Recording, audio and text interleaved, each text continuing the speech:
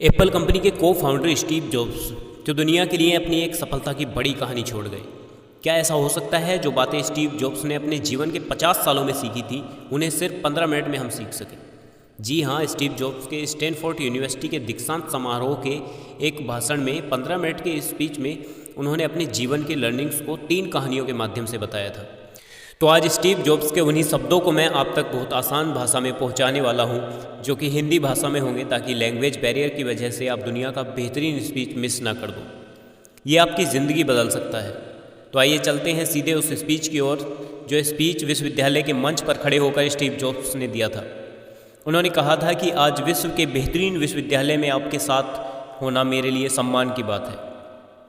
मैं कभी किसी कॉलेज से पास आउट नहीं हुआ। आज पहली बार किसी कॉलेज के दीक्षांत समारोह में शामिल हुआ हूँ। आज अपने जीवन को 3 कहानियों में बांटकर मैं आपको सुनाऊंगा, जिसमें सबसे पहले डॉट्स कनेक्ट करने की कहानी है। मैं एक अविवाहित स्त्री से पैदा हुआ और मेरी माँ ने किसी को गोद देने का फैसला कर लिया, लेकिन मेरी माँ की इच्छा थी कि मैं किसी ग्रेजुएट व्यक्ति द्वारा ही गोद लिया जाऊँ।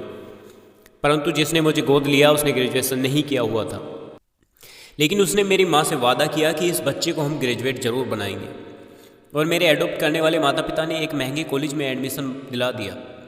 6 महीने पढ़ने के बाद मुझे रियलाइज़ हुआ कि मैं वहाँ कुछ नहीं कर पा रहा हूँ और अपने पेरेंट्स की जमा पूंजी ख़त्म कर रहा हूँ, जबकि मुझे उसके बाद कुछ भी दिखाई नहीं दे रहा था। और ये सोचकर मैंने कॉलेज ड्रॉप आउट करने का निर्णय ले लिया। उस समय ये चीज़ काफ़ी डरावनी लगी, लेकिन यहाँ खड़े होकर जब मैं पीछे मुड़ के देखता हूँ तो मुझे ज़िंदगी का बेस्ट डिसीजन वही लगता है। वो कैसे, मैं आपको आगे बताता हूँ। कॉलेज छोड़ने के बाद मैंने कैलियोग्राफी करने का निर्णय लिया। मुझे उस वक्त ये काफ़ी आकर्षित लगता था और मुझे बिल्कुल अंदाज़ा नहीं था कि ये कभी मेरे जीवन में काम भी आएगा। लेकिन 10 साल बाद जब हम अपना पहला कंप्यूटर बना रहे थे, तब मैंने इसे मैक में डिज़ाइन कर दिया और ये बहुत खूबसूरत टाइपोग्राफी वाला विश्व का पहला कंप्यूटर बन गया। जब मैं कॉलेज में था तब इन डॉट्स को कनेक्ट करने का सोचना भी असंभव था, लेकिन जब 10 साल बाद समय बीता तो मैं देखता हूँ कि सब कुछ साफ कनेक्ट होता नज़र आ रहा है। आप सिर्फ बीते समय को देखकर डॉट्स को कनेक्ट कर सकते हो। इसलिए आज जो कुछ भी हो रहा है उस पर विश्वास करना होगा। जो कुछ भी अभी चल रहा है वो किसी ना किसी तरह फ्यूचर में आपसे कनेक्ट होता चला जाएगा। आप पूरे विश्वास के साथ इसे करते जाइए, क्योंकि जो कुछ भी अभी हो रहा है वह कहीं ना कहीं आपसे कनेक्ट होगा और आपको कहीं ना कहीं जीवन में हेल्प करेगा। मेरी दूसरी कहानी लव और लॉस के विषय में है। मैं बहुत सौभाग्यशाली भी रहा कि मैं जिससे प्यार करता था वो लड़की मुझे बहुत जल्द ही मिल गई। इसके बाद 20 साल की उम्र में वोज और मैंने एप्पल की शुरुआत की। हमने बहुत मेहनत की और 10 साल में एप्पल 2 लोगों से 4000 लोगों की और $2 बिलियन की कंपनी बन गई। 30 साल की उम्र में मुझे अपनी ही कंपनी एप्पल से निकाल दिया गया। आप सोच रहे होंगे कि अपनी ही बनाई कंपनी से मुझे कोई कैसे निकाल सकता है। तो मैं आपको बताता हूँ, जब हमारी कंपनी बड़ी हो रही थी तब मैंने एक व्यक्ति को हायर किया था। पहले 1 साल तक सब कुछ ठीक चलता रहा, लेकिन कुछ मतभेद बढ़े और जो आगे बढ़ते बढ़ते बोर्ड ऑफ डायरेक्टर तक पहुँच गए। बोर्ड ऑफ डायरेक्टर ने उस व्यक्ति की तरफ होकर मुझे अलग कर दिया। इस तरह मुझे 30 साल की उम्र में मेरी ही कंपनी से निकाल दिया गया। यह पूरी तरह से मुझे बर्बाद कर गया था, क्योंकि मैंने इतनी बड़ी कंपनी की शुरुआत की थी तो मुझमें एक बार फिर से क्षमता थी कि मैं शुरुआत करूं। और मैंने 5 साल बिगनर्स की तरह काम करके आगे 2 कंपनियां नई बनाई, जिनमें एक नेक्स्ट थी और एक पिक्सर थी। पिक्सर ने विश्व की पहली एनिमेटेड मूवी टॉय स्टोरी बनाई और आज के समय में यह दुनिया की सबसे सफल एनिमेशन स्टूडियो है। और फिर एप्पल ने मेरी दूसरी कंपनी नेक्स्ट को ख़रीद लिया। अब मैं फिर दोबारा से एप्पल में आ गया था। आज एप्पल नेक्स्ट द्वारा विकसित टेक्नोलॉजी का ही उपयोग करती है। कभी कभी ज़िंदगी आपको ठोकरें मारती है, लेकिन आप विश्वास के साथ चलते रहिए।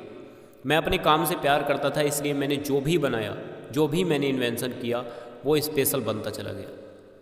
अपनी ज़िंदगी को संतुष्ट करने का यही एक तरीका होता है कि आप वो करें जो आपको बड़ा लगता है। जो काम आप बड़ा समझते हैं वही आप अपने जीवन में करें, और बड़ा काम करने का एक यही तरीका है कि वही काम करें जो आपको बहुत ज़्यादा पसंद हो। यानी कि आपको जो काम पसंद हो और वो बड़ा हो, वही काम आप करें। मेरी तीसरी कहानी मृत्यु के बारे में है। जब मैं 17 साल का था तब मैंने पढ़ा था कि आप हर दिन ऐसे जिएं जैसे कि ज़िंदगी का आखिरी दिन है। इसने मेरे दिमाग पर बहुत बड़ी छाप छोड़ दी थी, और तब से मैं हर दिन आईने के सामने खड़ा होकर सुबह ये सोचता था कि अगर मेरी ज़िंदगी का ये आखिरी दिन होगा तो भी क्या मैं यही काम करता जो मैं आज करने वाला हूँ। और अगर इसका जवाब ना आता था तो मैं समझ जाता था कि कुछ ना कुछ बदलने की ज़रूरत है। करीब 1 साल पहले मुझे पता चला कि मुझे कैंसर है। सुबह मेरा स्कैन हुआ तो उसमें कैंसर की पुष्टि हुई और डॉक्टर ने बताया कि इसका उपचार करना लगभग संभव नहीं है और अब मेरे पास सिर्फ 3 से 6 महीने ही बचे थे। डॉक्टर ने कहा कि आप 3 से 6 महीने में अपना सारा काम ख़त्म कर लीजिए, आप घर चले जाइए। क्योंकि मृत्यु एक उपयोगी और बौद्धिक संकल्पना है। कोई भी मरना नहीं चाहता है, किसी भी उम्र में कोई मरना नहीं चाहता है, जबकि आज तक कोई भी ऐसा नहीं बचा है जिसे इसका सामना नहीं करना पड़ा है। जीवन का सबसे बड़ा आविष्कार मृत्यु है।